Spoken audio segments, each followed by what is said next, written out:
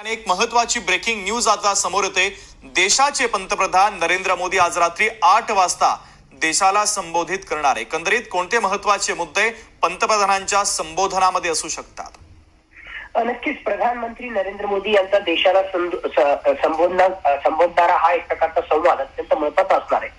मुळातच दहशतवादाविरुद्धची जी लढाई आहे आणि त्या लढाईमध्ये कशा प्रकारे आपल्या आर्म्ड फोर्सेसनं प्रोफेशनली आणि शौर्यानं काम त्या ठिकाणी केलं, त्या अनुषंगानं सर्वात पहिल्यांदा मला वाटतं की आर्म्ड फोर्सेसचं ते नक्कीच कौतुक करतील, त्यांचं अभिनंदन करतील।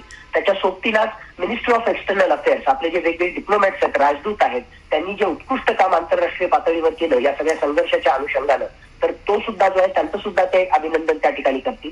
आणि मुळात माझ्या मते त्यांच्या भाषणाचा एकूणच सूर जो असणार आहे की कशा प्रकारे दहशतवादाविरुद्धच्या लढाईमध्ये आम्ही फर्म आहोत, आम्ही जे आहे आता सॉफ्ट स्टेट ही भूमिका सोडलेली आणि हार्ड स्टेट म्हणून दहशतवादाविरुद्ध झिरो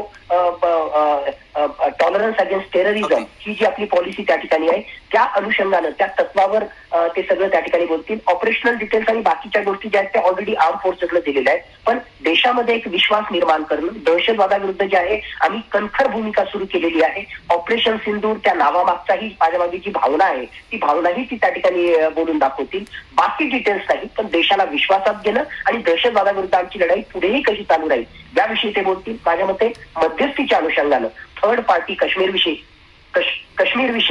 जी थर्ड पार्टीची ज्या प्रकारच्या बातम्या त्या ठिकाणी येत आहेत, माझ्या मते त्याविषयी ते कॉमेंट करू शकतील की काश्मीर जो आहे, जम्मू काश्मीर तो भारताचा अधिकृत भाग त्या ठिकाणी आहेच आहे आणि पाकिस्तान सोबतचा अनफिनिश्ड एजेंडा म्हणजे पाक व्यक्त काश्मीर, जर चर्चा करायची असेल तर ती फक्त पाक व्यक्त काश्मीरची द्विपक्षीय चर्चा होणार आहे, थर्ड पार्टीचा त्या ठिकाणी रोल नसेल, हे सुद्धा त्या ठिकाणी ते व्यक्त करतील। कारण ऑलरेडी सध्याच्या नरेंद्र मोदी सरकारची हीच भूमिका डॉक्टर एस जयशंकर असतील, रक्षा मंत्री असतील, होम मिनिस्टर असतील, त्यांनी बोलून दाखवलेली आहे की पाक व्यक्त Kashmir is the unfinished agenda. आणि त्या अनुषंगाने जे आहे तीच एक प्रकारे जे आहे लाईन पकडून प्रधानमंत्री जे आहे माझ्या मते काश्मीर या आणि थर्ड पार्टीचं इंटरव्हेन्शन याच्याविषयी सुद्धा बोलतील आणि एक प्रकारचा जो आहे जबरदस्त संदेश देतील।